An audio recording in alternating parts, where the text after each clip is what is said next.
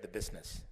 However, because of what has transpired this afternoon, I wish to make a few comments. The first one, Mr. Speaker, is that yes, on our side, the majority, we have not changed the names. We had reason to do so. And on the side of the minority, changes have been made.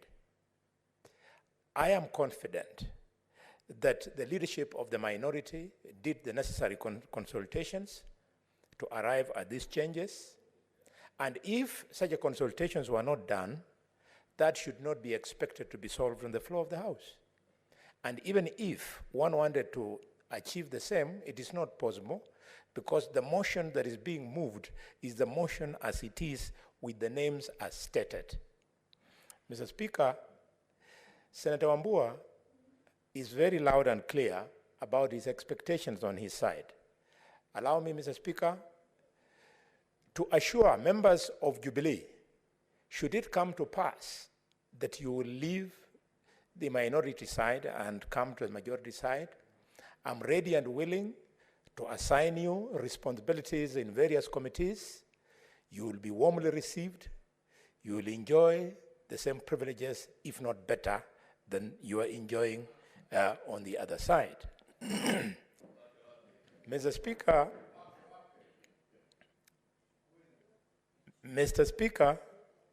I also want to thank the minority side. The minority side in the last session, they have taken issues blow by blow. They have supported the things they were convinced they needed to support and opposed when they had to. If we carry this maturity to the current session, Mr. Speaker, I'm confident that we will help the House Business Committee to discharge more business for us for the interest of the public. Mr. Speaker, 3 points. The first one is that we must get business going, because, Mr. Speaker, we have inherited a country that is faced by serious problems. As government, we have inherited a country that is facing severe insecurity in the Rift and in the north of the country. We need to fix it, and it's only this Parliament that can give the necessary infrastructure. We have inherited a country that has a total economic mess. It requires a lot of fixing. The President has proposed even budgetary cut-downs so that we can see how best to get the economy going. The President is very loud, and correctly so, that all Kenyans must pay taxes. Mr. Speaker, I remember with nostalgia President Mwai Kibaki. He was also very clear and firm that companies, people, small and large, should pay taxes. We did so, and we turned the economy. It's just a matter of time. If companies are going to pay taxes, we will turn our economy for the interest of the minority and the interest of the majority. And that's where we want to take our country. Mr. Speaker, we have inherited a country that the government has left the education sector in total chaos. Mr. Speaker, they have even introduced a program called the CBC. I make it a point to do spot checks all the time in my county. And when I talk to the teachers about CPC, Mr. Speaker, the teachers tell me they don't know this thing. When I talk to the parents, Mr. Speaker, the parents are telling me we cannot afford.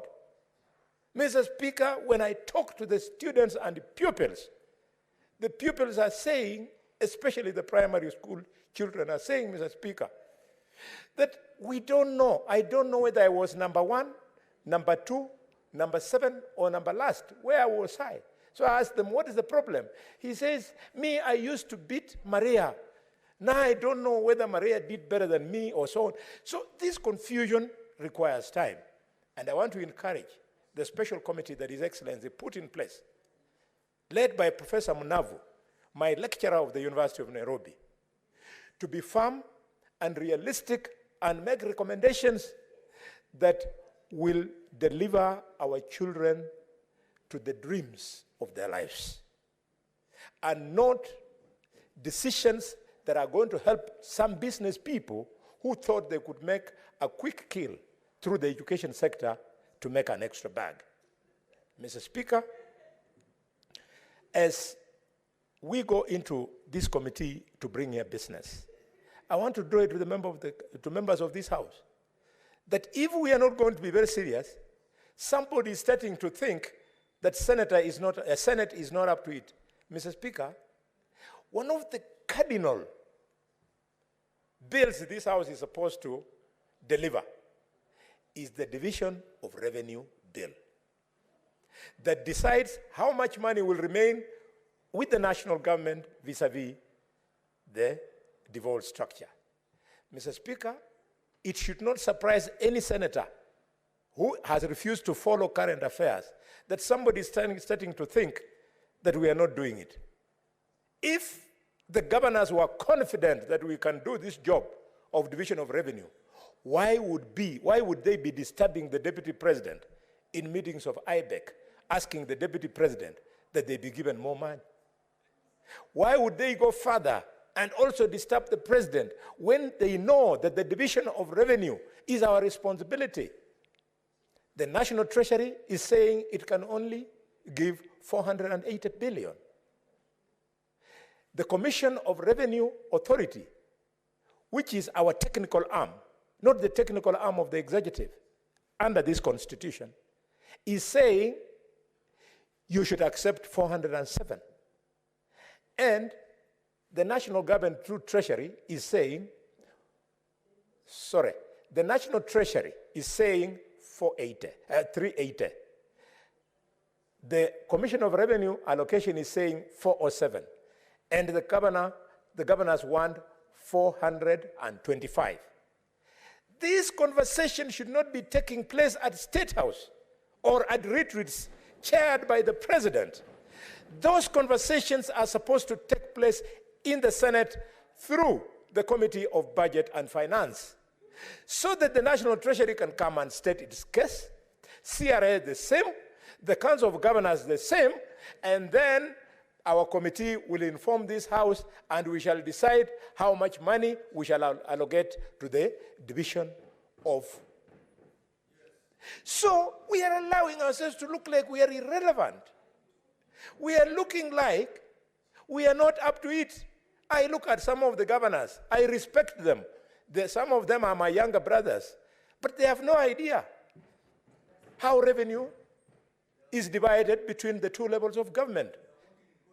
They are walking in corridors, going to see the chief minister, going to see the minister of finance, going to see the deputy president, hoping that they will get an access to the president. That is not the way.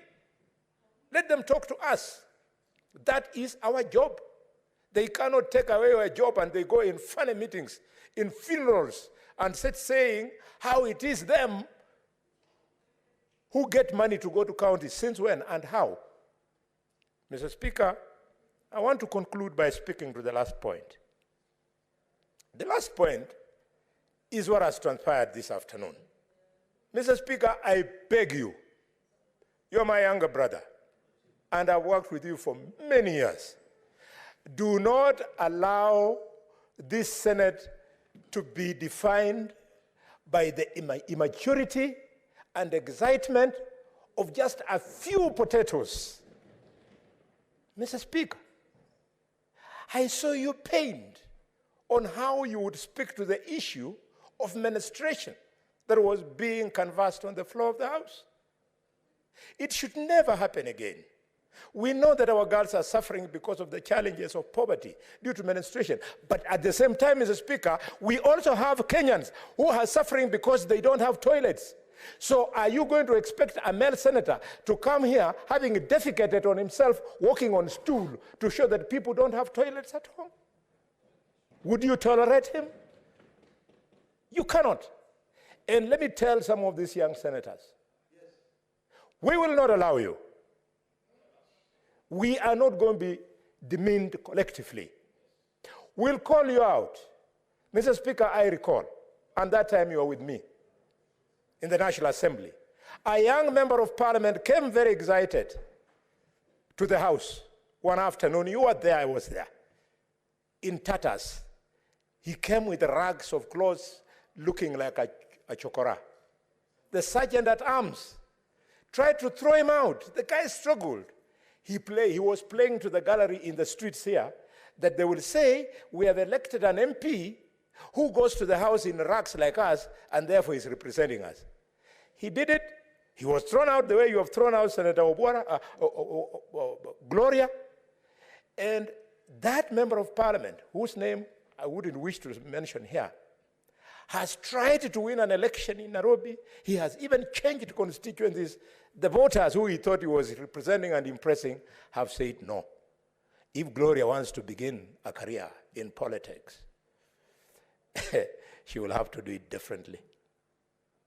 And I appeal this to all of us. I look at a mama, Senator Mama, like Kavindu, that what must have been going through her mind when she saw her own daughter doing what she was doing. We shouldn't allow that collective embarrassment to colleagues. Mr. Speaker, I am glad that in the National Assembly, you have a strong legal mind. And in this House, you are equally a strong legal minds. Let these two houses converge so that where the National Assembly is right, we support. We don't fight them simply because we want to be seen to be the upper house. A lower house can have an upper idea. And an upper house can have an inferior idea.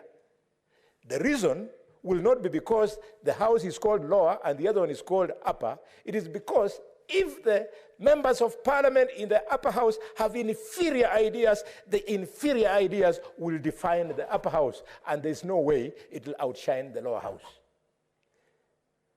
If the intention is to picket, there is room for picketing. If she had asked me, Mr. Speaker, I would have helped her how to picket on the same thing. I got her in the corridors. I'm a doctor of medicine. I pulled her to Senator Dulo's office that please change. She told me, no, I'm going to show them. If she wanted to picket, Mr. Speaker, she would have bought a ribbon, very well designed, and the ribbon she would have won. I would have won one ribbon for her. Several of us would have won to send a message to our children that we care. The ribbon would have been written on, support the poor children who have challenges during menstruation. People must behave with decorum. If they are not prepared, let them resign and go away. And I can assure the Secretary General of UDA, as your chief whip, oh, she's around, thank you, madam. As your chief whip, I will insist that you direct me and I help you. I direct you, you help the president, you help the deputy president to cease this embarrassment so that people we nominated must know that we sweated for those positions that afforded them a chance to be nominated. I support. Senator Dulo.